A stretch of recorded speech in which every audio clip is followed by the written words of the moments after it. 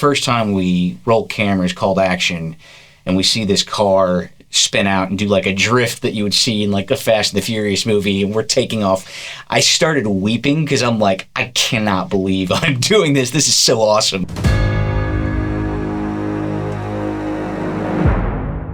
Daric Gates, we go way back. Go way back, man. Way back. To our LA days. That's right, man. It feels like a lifetime ago. Before kids. Yeah. So right now, we see, what was it? Our last project was probably 10 years ago? 12 years ago? 10 years ago. Yeah. Was it Dead Cat Bounce? Dead Cat Bounce. Dead Cat Bounce. Was that our last? Yeah. That was our last project. Man, that was our last project, but like, it's to you, Nathan, like that's your pretty face and your acting chops, man. That little short film opened up the doors for my first and second feature, so I thank you for that. Hey, by the way, I didn't get cast in your feature, so I appreciate that. Your agent said you were unavailable. Right. We just couldn't land on the money.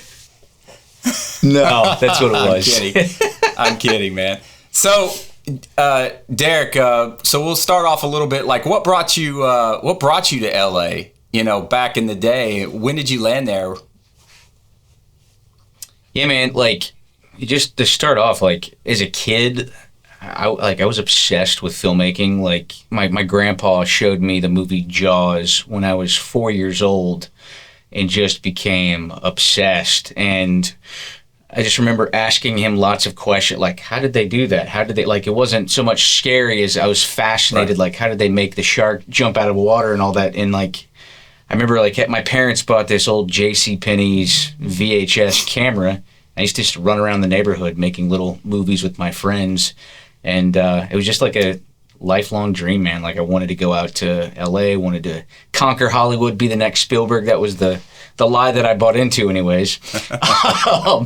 But no, I went to a small school. It was a small Christian school right outside Chicago, and they offered like a semester in LA instead of a semester abroad. I got to go to Los Angeles for a semester, and I interned with writer-director Gary Ross. He had just finished doing the movie Seabiscuit. So I was working in his production company. He had a little house on the Universal backlot.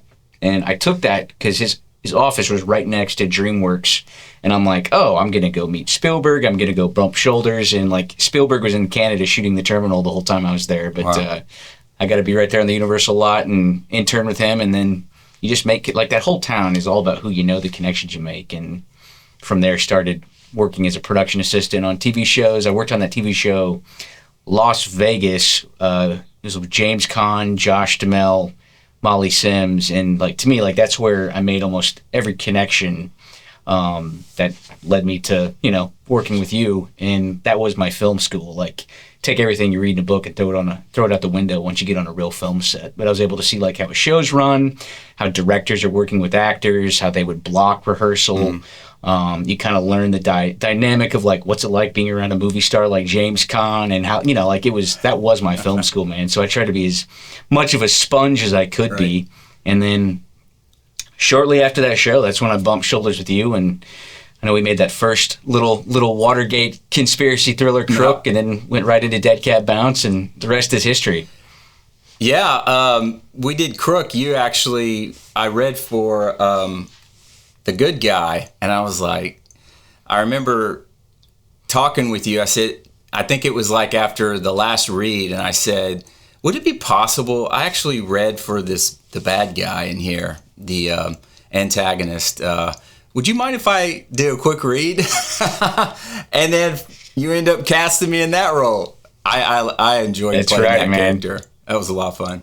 That was I think our whole budget for that film was like $500, but it was a period piece, and we shot a lot of it on Balboa Island because they had those old cars. So we were like trying to frame our shots like, here's a 1960s car, let's have you run by here to make it look like we were a legit period film. Yeah, then we did Dead Cat Bounce, and I don't know, we have a little clip in here to show some highlights of that project. You pissed away my redemption. Come on, man. You know Ted Fowler. Jackson, you gotta get out of there. You're in danger. In danger?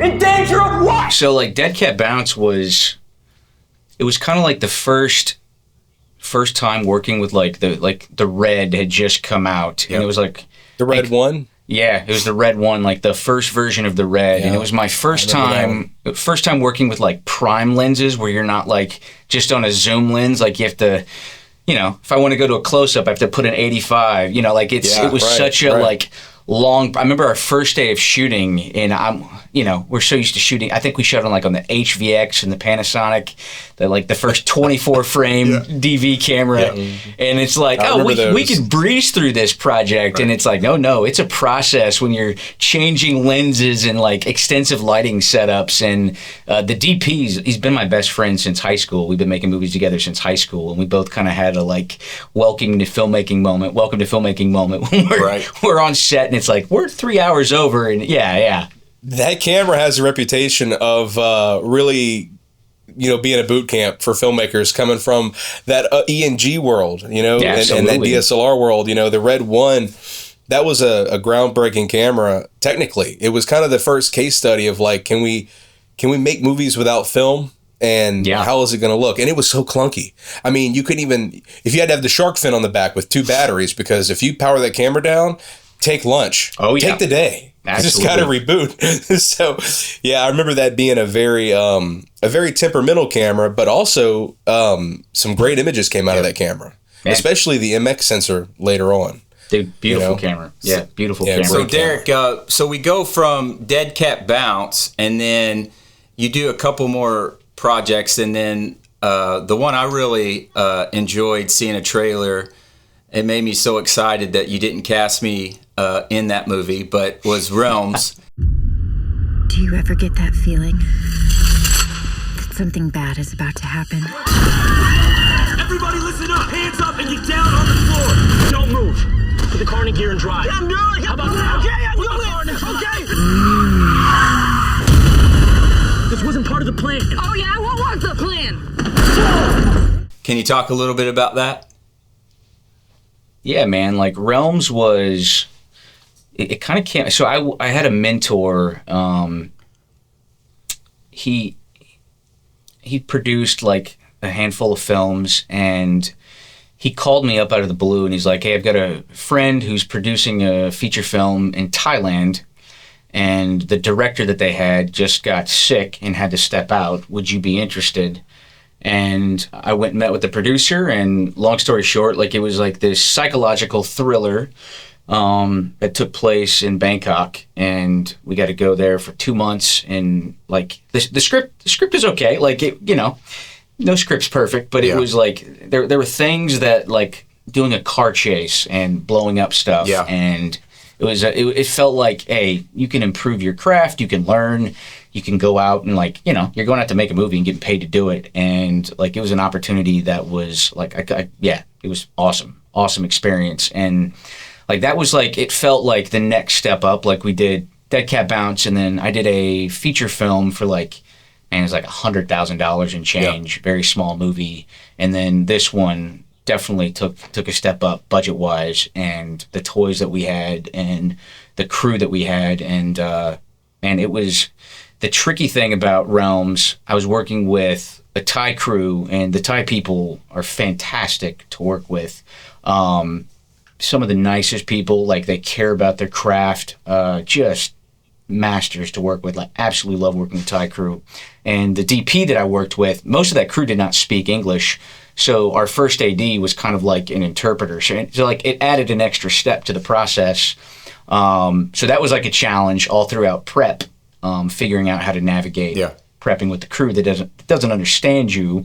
But yeah, man, it was an 8-week, a 2-month process. We prepped for 5 weeks and then shot for 3.5. Right there in Bangkok. So from let's talk first about from a DP standpoint, because I know Jacob can chime in. How did you go about your process? Did you start with did you have someone do storyboards? can you just dive into how do you start your directing process with your DP? Yeah, man, it's like it's really the same. Like going about it with working with actors, working with crew. It's looking at the script and figuring out like what's the script about, right? What's the central theme? Like what's the thing that we're trying to accomplish? And then like I read there's a great book that Sidney Lumet wrote called Making Movies, and he talked about like if you know what your movie's about, if you know like what the scene's about, that'll kind of help dictate how you go about shooting it, right?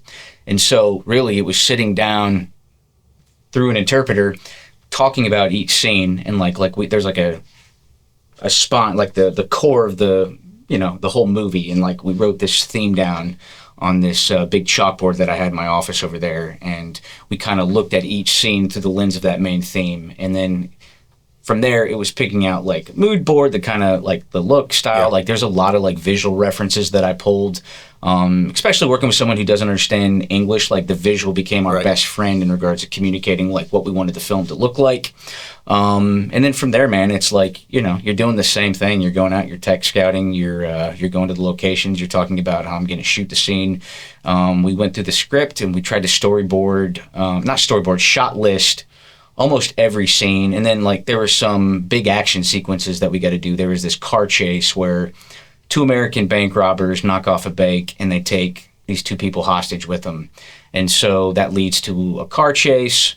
And so like with that was my first time doing like a big action. I know not the same as doing our little foot chase on Balboa Island in Crook, but like working with like a stunt coordinator and like planning out the car chase scenes. And from there it was like storyboarding every single shot, because I mean it was a much bigger budget than what I was used to working with, but like we still had to be smart with how we planned out our days. And I think we shot that chase over 2.5 days, and it was literally like taking like toy cars and like kind of blocking it out, and then from there we would go to the locations. I think we shot on a freeway, we shot on a couple windy roads around Bangkok, and it was literally just planning the sequence out.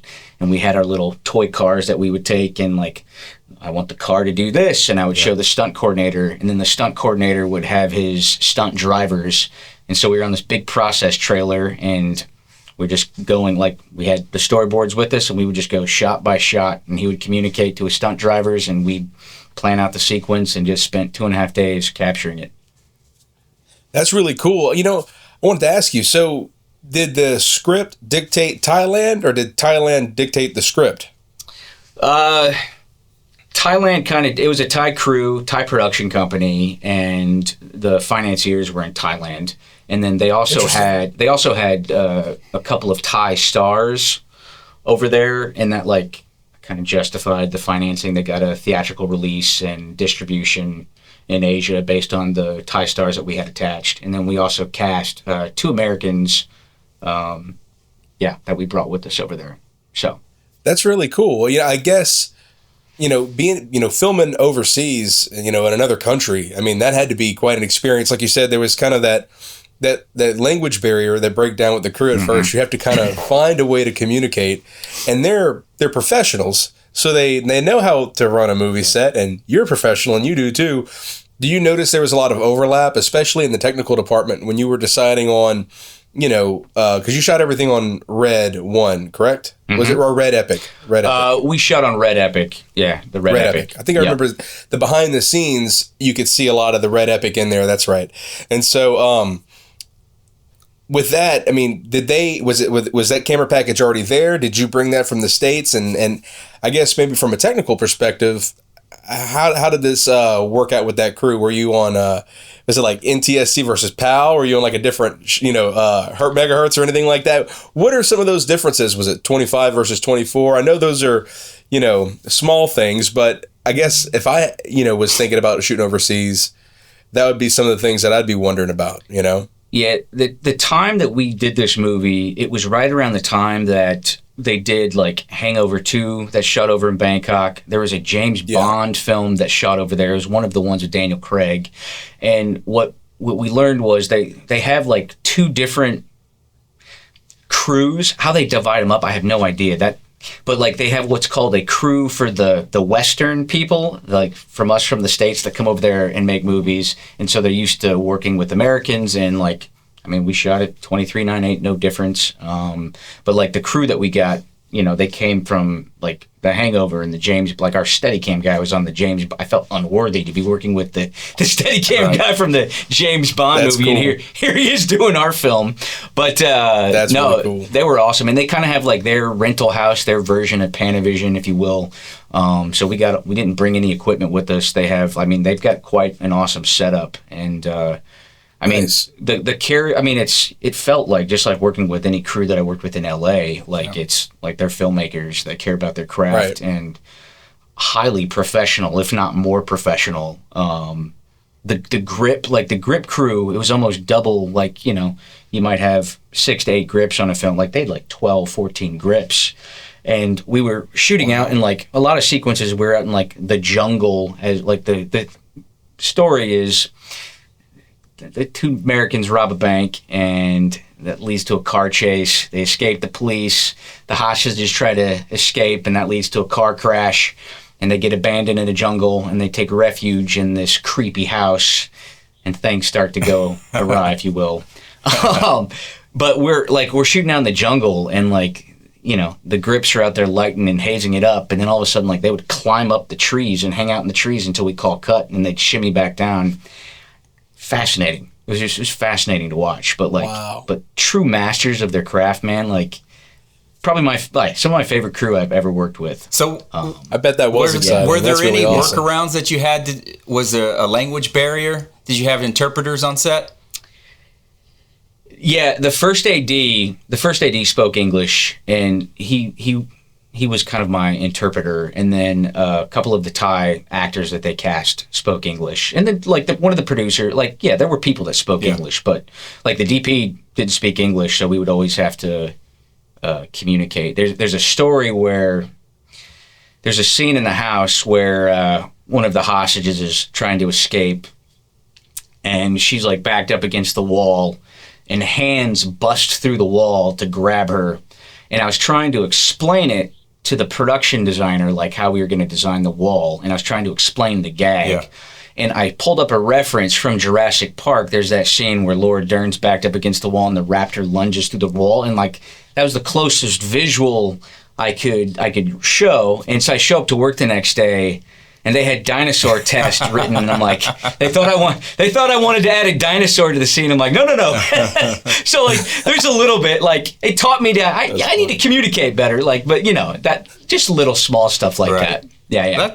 Wow. Yeah. That's pretty cool, though. The things you wouldn't assume, you know, just maybe some of the cultural similarities that maybe that they haven't seen the same films you have. Yeah. So how do you kind of speak the same language? Dude, believe it or not. That's interesting. Yeah, like they were like the DP, huge Spielberg fan, huge Christopher Nolan fan, like knew the, like, you know, Roger Deakins was like some of the visual reference. So it's like they were very well up to speed of the films that we watch in the States. And so something I'm curious about, because I want to also act and direct in, is using a techno crane. I've never had the opportunity to use one. Can you explain what's the process to shoot with a techno crane? Man, like, really, nope. I mean, it was just like elevating like the quality and the camera moves that you could do. But like, if you can envision it within the frame that you're working within, like, communicate that vision to the DP, and they'll go out and execute. Like, what's funny on this movie is they got the gear from the rental house, and the rental house accidentally sent us the jib. We were originally not supposed to have the techno crane with the remote head, and they included that in our package. And the DP and I looked at each other and we're like, we're keeping this. So you were supposed to get a jib, and they gave you that?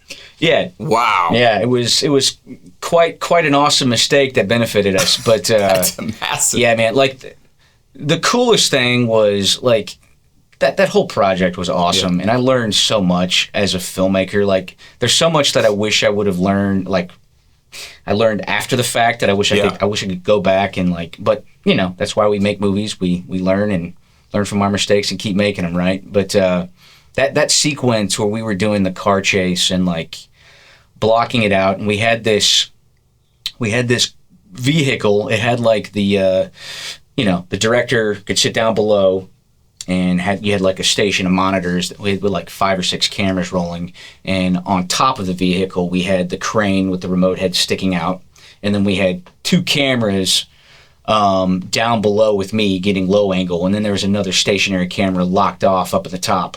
And I remember the first shot that we filmed, there's a car that speeds out of the alleyway and drifts across the street, and we take off after it. And I remember like the first time we roll cameras, called action, and we see this car spin out and do like a drift that you would see in like a Fast and the Furious movie, and we're taking off.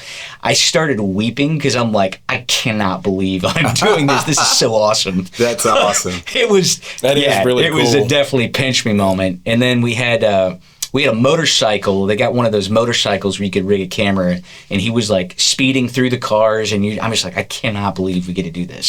So it was fun. When you see those shots, when you see playback, and you go like, damn, this is the kind of Hollywood level stuff that I was, always wish I could have. And then you see it on your set. I guess that's got to be a really exciting experience, man. It's got to be great. Yeah, it was crazy. But I just like, when I watch it now, I'm just like, I wish I could go back and like 1,000 things I'd do differently. Right. But I think we're all that way, man. Yeah, everybody's that way. Yeah, but man, it was so much fun. It was so much fun. Oh, yeah. And the crazy thing about Thailand, so like when you shoot a car chase like that in the States, they shut down the entire road, right? Like, so you have the highway to yourself. Right. There, what was interesting, so we're in a process trailer, and our actress, she's like shooting a shotgun out of the back window at the cops chasing her. And so we're on a process trailer, and what they did was they had cops that would close down the exits, and as we drove by the exits, they would let normal traffic on. So as we're passing an exit, normal traffic is getting on, and our actress is shooting shotgun blanks out of a back window, throwing fake Thai money over the freeway. And I remember we called cut. She's like, I'm staring at like this kid next to his mom in a car, looking at me shooting shotgun blanks as I'm throwing fake Thai money all over the place. That's funny. That's all. Did I guess obviously the locals knew that you were shooting a movie? Obviously, they obviously, yeah. Yeah. None of them thought to be like, maybe we should pull over and see if that's prop money. Yeah, no. Yeah, I mean, they might have. You never know. Maybe, you never know. That's pretty cool, though. And I guess, I mean, do you feel like that maybe added to a little bit of level of realism to have that local traffic just there? Because, I mean, and otherwise it wouldn't have been there. Would it have? Maybe that action would have still been there? It wasn't a safety. Like, we had a police escort on both sides of us, and like it was never a safety issue, and they obviously saw that we're on a process trailer with multiple cameras and lights and all that stuff, so like, but yeah, it was surreal. So that's we're going from that. It definitely put our actors in the moment. Yeah, man, that's got to be that'd be so much fun to shoot that. I when I saw that trailer, I was like, man. It was. And another cool thing, before we move on from Realms, there was a shot that we got to do. So for the car crash, I had this idea of a shot where our one of our actresses gets thrust from the car, and she's kind of rolling around on the ground. And I kind of had this thought, like, what if the camera was like spinning with her as she was rolling? Yeah. And I just remember pitching this idea and then showing up like a couple days later, and our production designer built this like barrel rig with the DP, and they put the red camera inside the barrel, and they were able to like push the barrel, like it was a barrel with a red attached to it, and we were able to capture that shot that's kind of rolling along with our actress. And like, that was such a fun, yeah.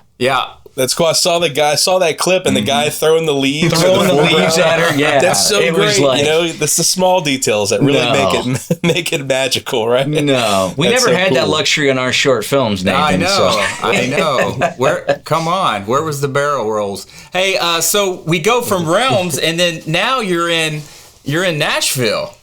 Like what happened? Why'd you want to get? Did you get an opportunity? Can you tell me a little bit? Yeah, man, like when COVID hit, like a lot of people, like it was shut. We were shut down, and it was one of those things where we kind of saw the writing on the wall. I'm a believer, I'm a Christian, and we kind of felt the Lord nudging us and kind of open the door to come to Nashville. And been able to do work with K-Love. It's a media company, Christian radio station, and we'll shoot. It's kind of like taking that same filmmaking that you did out in LA, and I mean, I still have a heart for narrative. I would love to do narrative storytelling again. But one of the appealing things was that they're building this media entertainment company from the ground up, and they want to get into narrative at some point, TV, and I'm like, that sounds incredibly appealing to me. And I've gotten to work with a lot of cool artists in town. We're either shooting musical performances, kind of like cinematic testimonial stories. Yep. And while I was doing that, I was connected with this band called Kane. It's 3 siblings. And after doing one of their stories, their manager reached out and it's like, hey, we kind of have this idea. We're raising babies. They all had babies the same year, and we're traveling musicians.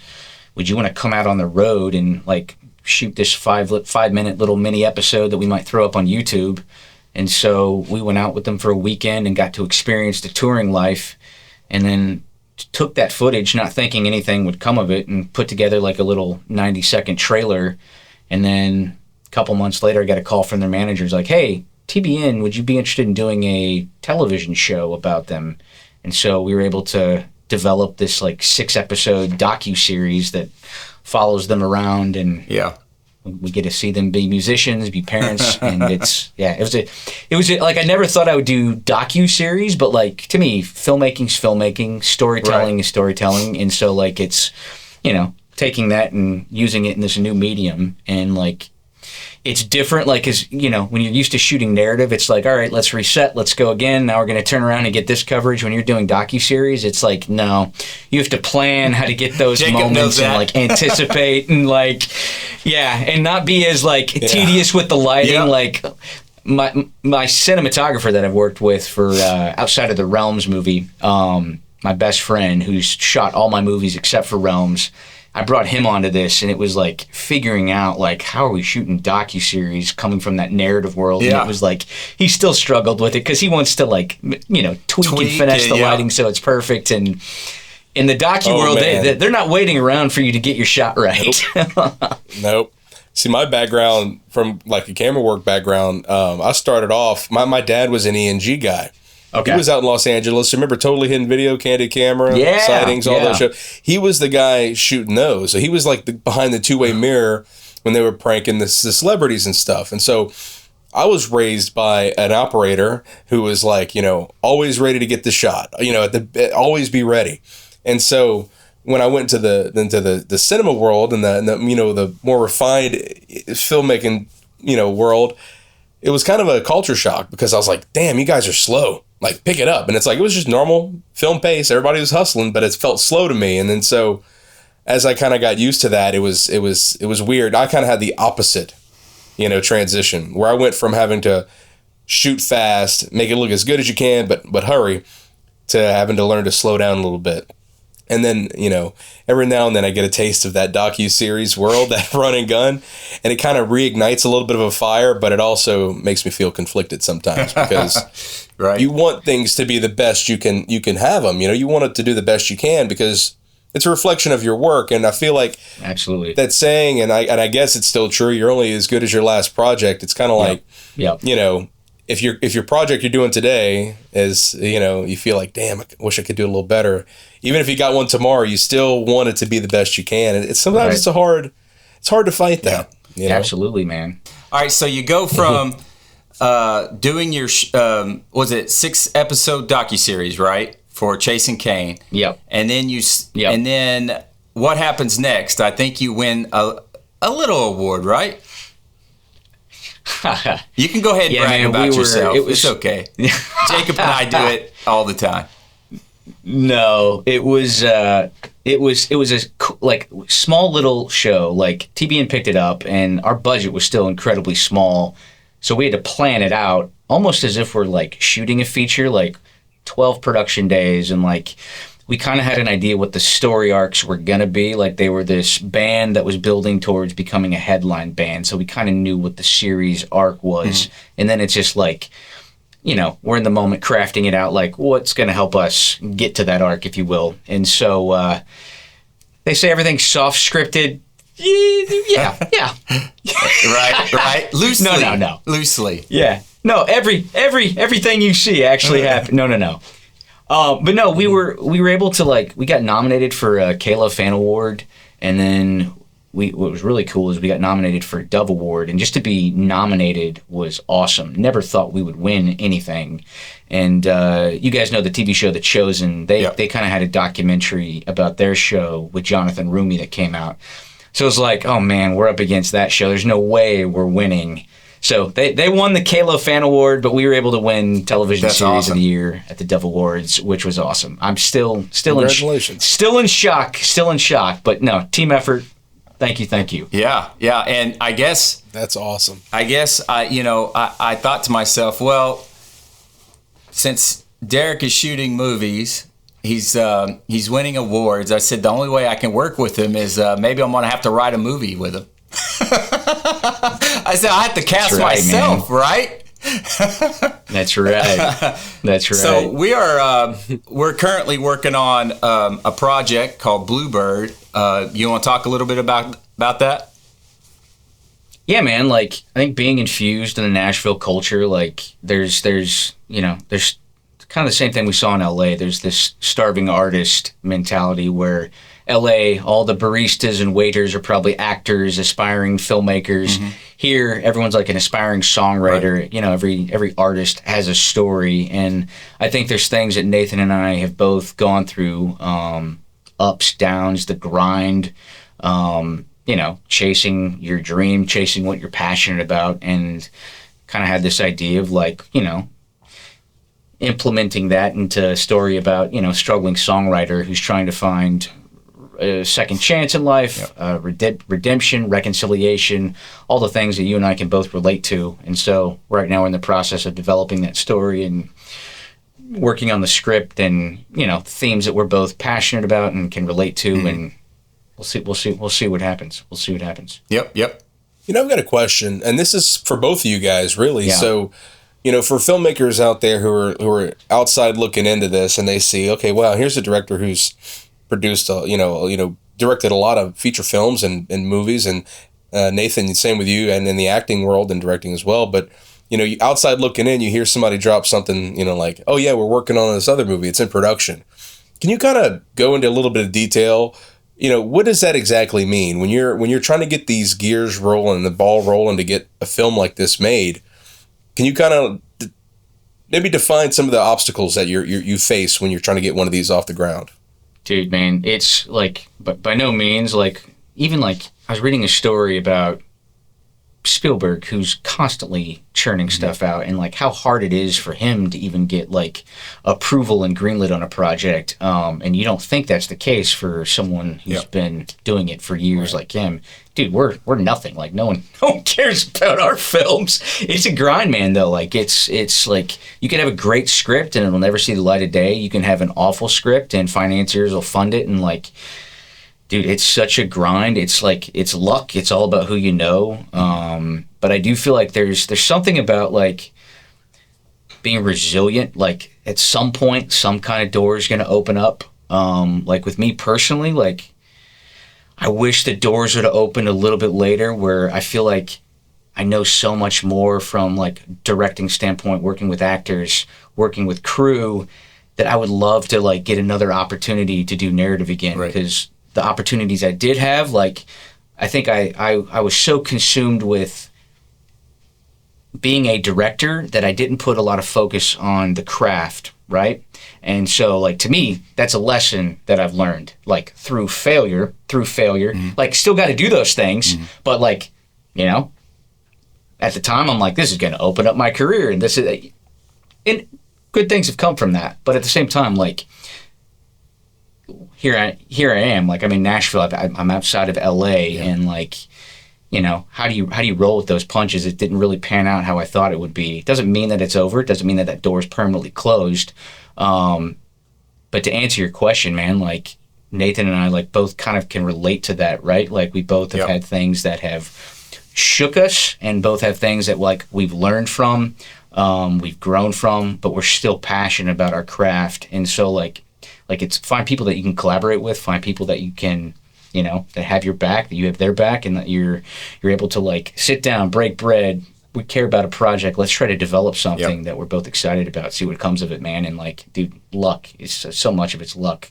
To be honest with you, it is, and it's hard to find like-minded people that have the drive, ambition, but also like Daric, you and I talk about from the story aspect. It's like, you know, we kind of follow the Blake Schneider Save the Cat beat sheet. You know, we follow that, you know, religiously, quote unquote, and you know, we always like hitting those beats throughout our stories, and a lot of times we have some faith-based elements to our characters, you know, some redemption, you know, you hit the dark night of the soul, but it's the, you know, usually the hero learns something in the end, but all of these patterns, all these beats, it's a good starting point of kind of developing your overarching story, right? And your character developments. And I think a lot of people want to jump to just go ahead and get the script, start writing, and that's fine. But what I've found is like, you know, starting off with the beat sheet, the beats, and putting together it puts together a good structure, and then you start flushing out the details and the characters, and then everything else starts blossoming from there. Yeah, to kind of piggyback, man. Like, there's a lot of people in LA, like, they'll kind of rip the Save the Cat Blake Snyder beat sheet, but like for me, like, it's a formula, sure, but like to me, it kind of helps build a roadmap. It kind of helps know where you're going, right? Like, there's so many writers, they'll start writing a script and they have no idea where they're going. Some people can do it and pull it off, and they're great at it. Like me, I need to structure it out, otherwise I'm going to write myself into a corner. But like, if you kind of have that roadmap built out ahead of time, like, to me, that like allows more creative ideas to flow, because you've kind of got that structure laid out. From a storytelling standpoint, like, that book has been phenomenal. And then from a directing standpoint, man, like, I wish I would have done, I did this before Realms and before the other 2 features I did, but like, take an acting class and learn how to work with actors. Like, that, it was life-changing. Like, I think every director should take an acting class, because from there, like, you get to get into the psyche of an actor, and like, you can learn about like subtext. I took this acting class, what was her name? Marjorie Ballantyne in Hollywood, and she's like a legend. She'd worked with Stella Adler, and like, learning about subtext, learning about like all the change-ups, like that's how to communicate with an actor. If something's not working, like having things in your pocket to like really explore and excavate conflict from each scene. And then Nathan, you turned me on to Judith Weston, her book about directing actors, also life-changing. Like, good stuff. Well, that I think, man, Daric, it's been a pleasure, man, and I love seeing the journey, and the journey's still ongoing. I hope so. All right, brother. Well, hey, man, thanks for coming on our podcast. I really appreciate it. Hopefully, dude, thanks. Everybody got something, a couple nuggets out there. All the young filmmakers, even if you're a writer, a filmmaker, DP, even an actor.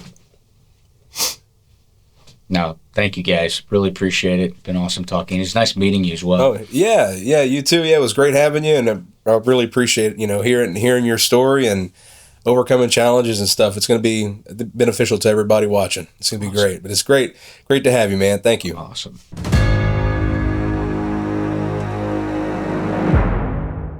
We appreciate you checking out the podcast today. And if you want to see more of these, make sure you subscribe and hit that bell notification, and you'll be notified, obviously, when we release more of these. If you're on the go, Spotify, Apple Music, Amazon, and iHeartRadio podcast is on all 4 of those as well. We appreciate you, and we'll see you on the next one. Bye.